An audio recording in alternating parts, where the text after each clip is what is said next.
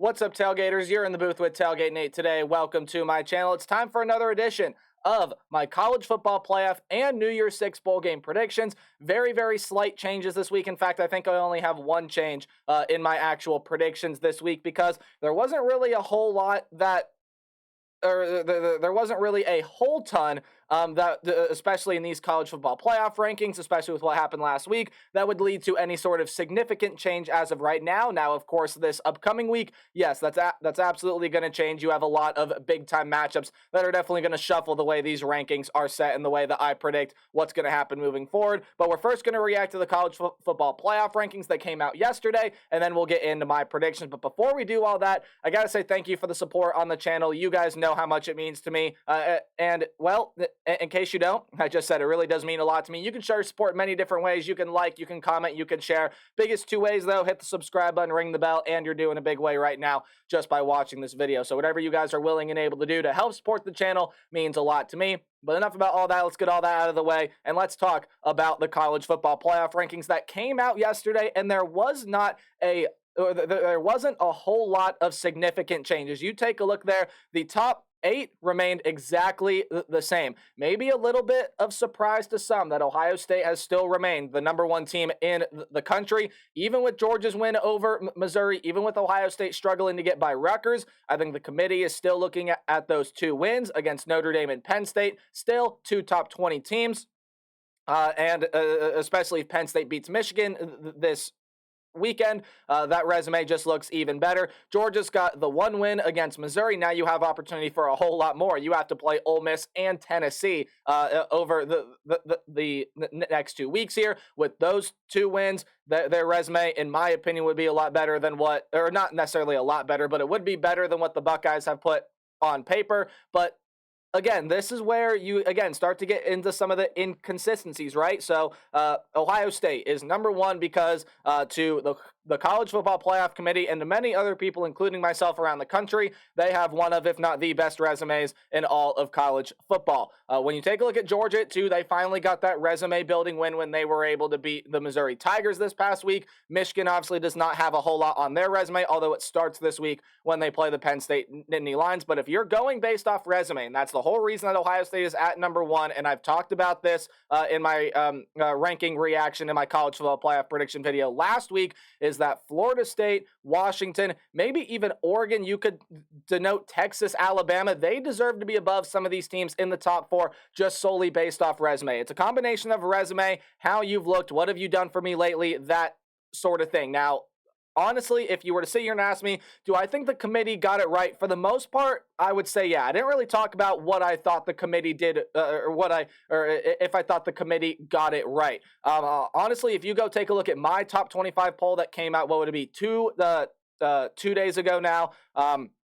You would see that, well, my order in the top 3 is a little bit different, but moving down the ladder, I have pretty much the same top 10 that the committee does. You flip Penn State and Ole Miss, you rearrange the top 3, and boom. The committee and I's rankings are perfectly synced, so I do think they got it right in that aspect. Now, I also recognize it's really hard to rank teams probably 11 through 25 right now. That is really difficult to do. Iowa being in the rankings, especially as high as they are, definitely surprised me a little bit. Not surprising to not necessarily see Fresno State in those rankings, solidifying Tulane as the front runner to get into a group of 5 spot there. But when you take a look at all of these teams here, look, there's going to be a whole lot more movement this upcoming ranking show on November 14th because there are just so many more big-time games. Again, you got Georgia, Ole Miss. That's a top 10 matchup. You got Michigan, Penn State. That is a top 10 matchup. Washington's got a tough game against Utah. That's 5 versus 18. You have Tennessee and Missouri going on this weekend as well. There are just so many big-time games this weekend. The rankings are definitely going to shift one way or the other, and whether or not it's knocking Ole Miss and Penn State out of college football playoff contention, or if Ole Miss and Penn State move up the ladder and it leads to Georgia and Michigan falling maybe potentially out of the top 4, There definitely is going to be a lot of movement within the rankings this upcoming week. Again, don't be too upset about where teams are right now. It doesn't really matter until that final ranking show, I believe, on December 3rd, if I am getting that date correct. So just taking a look at what the committee did well, what the committee didn't do well. Again, there is that little bit of inconsistency if you're going to judge based off resume or the eye test or the what have you done for me lately or really any sort of that. But if you're going to go based off of resume, which I think as of right now, at least is one of the bigger factors that this version of the playoff committee is going with, it shows why Ohio State is still at number one, even though Georgia finally got that resume building win against the Missouri Tigers. Georgia's going to have a lot more opportunity to do that, as is the Michigan Wolverines, and then Florida State and Louisville right there on a collision course to get into the ACC championship game. But you take the bottom two rows out and you look at the top four, you look at number 1 through number 11. Those are the teams that still have spots or that are still trying to vie to get into the college football playoff. So all the way from Ohio State up until Louisville, those 11 teams are the teams that you need to keep a super close eye on, as those, as of right now, are your college football playoff contenders. We may get some eliminations this week. Again, a couple of matchups between teams within that top 11. So that's kind of my reaction here. Nothing really too big, no really too significant changes. I was mildly surprised that Ohio State was able to stay at number 1, but again, Georgia has a lot of opportunity to build that resume, especially if they get that win over Ole Miss this week. Probably going to see the Bulldogs at number 1 come November 14th. But let's dive on in now to my college football playoff bracket, and we're actually going to run through this bracket really quickly because there are no changes. So I still got Georgia at number 1. I think at the end of the day, when you take a look at the way that the resume is really sorting out here for the Georgia Bulldogs, again, if you win out, you're going to get that top 10 win against the Ole Miss Rebels. If Tennessee's able to beat Missouri, who knows? Maybe you get another top 10 win there against the Tennessee Volunteers. Who knows where they're going to be ranked next week if they're able to get past the Missouri Tigers. But nonetheless, it's going to be a top 25 win for Georgia. That resume is going to be built. I think they'll wind up the number 1 team in the country with the All-State Sugar Bowl. That is if they happen to win out, which it looks like they're going to. Michigan has a lot of opportunity to start building their resume. It starts this week. Penn State is at home. Michigan has to go on the road. If they were able to win that game on the road in a very tough environment, that's absolutely going to be a great spot to boost that resume. And then, of course, Michigan and Ohio State are on a collision course there on November 25th. Again, in the game that's going to be one of, if not the biggest games of the college football season. Still got Florida State here at number 3 because, look, if Florida State continues to win out and they continue to approve. Now, look, game control is something that hasn't been the best for Florida State. There have been times where Florida State has really struggled to get things going, especially early, and then they start to dominate late. They really don't start out that well, at least from what they've shown over the past couple of weeks. But with what the committee has shown, putting them inside of the top 4 ahead of teams like Washington, Oregon, and Texas, if Florida State wins out and they win the ACC, they're getting in the college football playoff. And still, with Ohio State being at number 1 there, I have kept Ohio State at number 4. However, that gap between trying to fit in Ohio State, trying to fit in Washington, trying to fit in maybe a team like Oregon, maybe Texas, is really tight. And there's, again, a whole lot of games that are going to decide what teams end up getting into the college football playoff. Again, Ohio State is sitting here as a placeholder for right now, kind of projecting outwards a little bit. Even if you lose that game to Michigan, there potentially is a whole lot of chaos that can go on with the likes of the Pac-12, with the likes of Texas, especially if Oklahoma State or someone else is able to beat them in the Big 12 championship game, or if one of the remaining regular season opponents knocks Texas off. You still have the Alabama Crimson Tide sitting there as well. Ole Miss still has a fighting chance, Penn State, and then even Louisville, although if Louisville were to win, that'd probably knock Florida State out of the college football playoff. So I'm going with the 4 teams the committee has in the top 4 right now. I think especially them showing that Ohio State is number 1.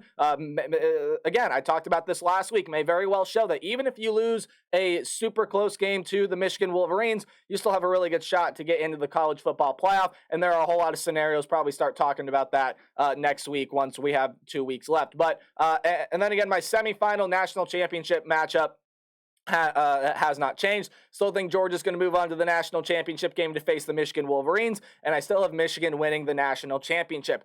Something that I didn't talk about when we took a look at the rankings is I like that the committee is not really taking it into their own hands to try to deal with this Michigan situation. They need to go through the due process. They need to give Michigan time to reply. They need to give them time for a rebuttal. You need to give Michigan time to look at all the evidence that is being prosecuted towards them, and you need to give them time for a legal response, which is exactly, at least as of right now, the way it stands is what the NCAA is, what the Big Ten is doing. The Big Ten has already warned Michigan of possible suspension and a whole other slew of consequences that could come the way of the Michigan Wolverines. But again, not my job to kick them out of the college football playoff, and the committee is clearly not doing that right now. I think Michigan's the best team in the country. I think they're walking away with a national championship trophy. I'm also not one for a postseason ban. That really doesn't do anything to affect the university, as this is a team that has seen success in the past. You're only punishing the players if you do not allow Michigan to play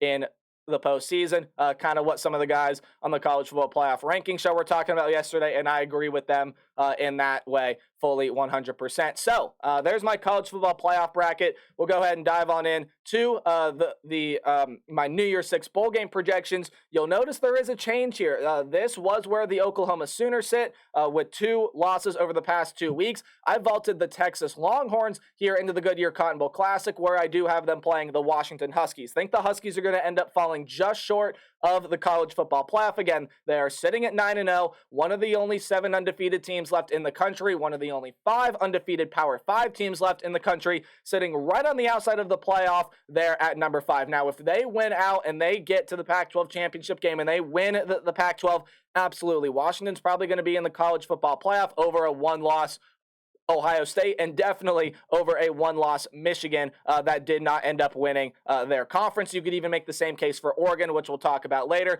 But right now, these are the 2 teams I have in the Goodyear Cotton Bowl Classic. Texas looks like they're going to win out and win the Big 12, although they are also sitting behind 2 Pac-12 teams in Washington or Oregon, which tells me that, again, if Ohio State falls out of the top 4, if Michigan falls out of the top 4, basically one of those Big 10 teams falls out, the Pac-12 is going to be above the Big 12 in the pecking order, so it will be Washington or Oregon that gets in ahead of Texas. But right now, I got these 2 teams slated for the Goodyear Cotton Bowl Classic. I do, as of right now, and while I don't feel good about this prediction in terms of the game matchup, I do feel really good about both these teams making a New Year's Six bowl game. We have the Ole Miss Rebels that currently sit at 8-1. Now, the interesting scenario with Ole Miss is what if they beat Georgia? And then what if they go on to win their remaining games this year? Well, you're sitting at an 11-1 Ole Miss team that has beaten the reigning back-to-back national champs, currently the number 2 team in the country in the Georgia Bulldogs.